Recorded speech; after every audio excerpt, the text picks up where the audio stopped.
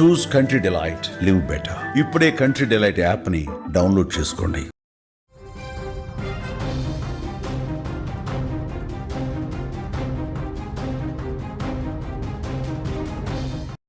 Breaking news చూస్తున్నాం. సొంత స్థలంలో ఇల్లు కట్టుకునే వారికి శుభవార్త అందించింది. పీఎం ఆవాస్ యోజన కింద 2.5 లక్షల రూపాయల సాయం అందించబోతోంది కేంద్ర ప్రభుత్వం. గ్రామ వార్డు సచివాలయాల్లో నమోదుకు అవకాశం కల్పిస్తూ ఉన్నారు. నవంబర్ 30వ తేదీన తుది గడువుగా కూడా నిర్దేశించడం జరిగింది. ప్రజలకు రఘురామకృష్ణంరాజు ఈ సందర్భంగా కూడా విజ్ఞప్తి చేశారు. సొంత స్థలం లేదా ప్రభుత్వం కేటాయించిన పట్టా స్థలంలో ఇల్లు నిర్మించుకోవాలనుకునే అర్హులైన లబ్ధిదారులకు రాష్ట్ర ప్రభుత్వం శుభవార్తను చెప్పిందని కూడా చెప్పుకోవచ్చు.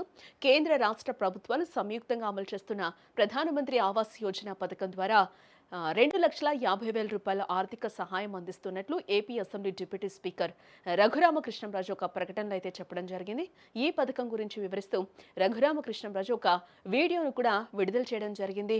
వీడియోలో ప్రజలందరికీ నా విజ్ఞప్తి, సొంత స్థలంలో లేదా ప్రభుత్వం నుంచి పొందిన పట్టా స్థలంలో ఇల్లు నిర్మించుకోవాలనుకునే అర్హులైన లబ్ధిదారులకు కేంద్ర మరియు రాష్ట్ర ప్రభుత్వాలు సంయుక్తంగా ప్రధానమంత్రి ఆవాస్ యోజన పథకం ద్వారా 2,50,000 రూపాయల ఆర్థిక సహాయం అందించడం జరుగుతుంది. అర్హులైన వారు తమ వివరాలను గ్రామ లేదా మున్సిపల్ వార్డ్ సచివాలయంలో మీ వివరాలు నమోదు చేసుకోవాల్సిందిగా నా మనవి.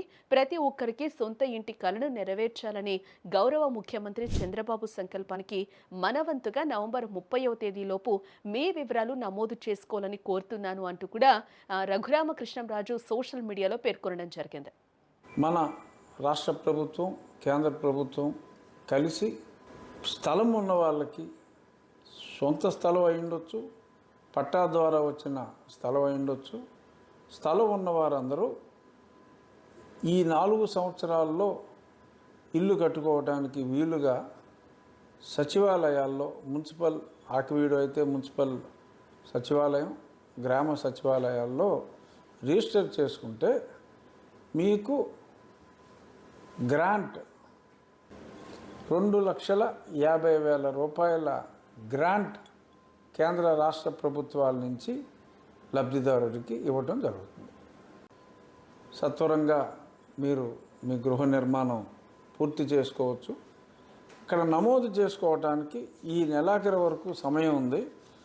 నమోదుకి కావాల్సిన పత్రాల వివరాలు తెలియజేస్తాను.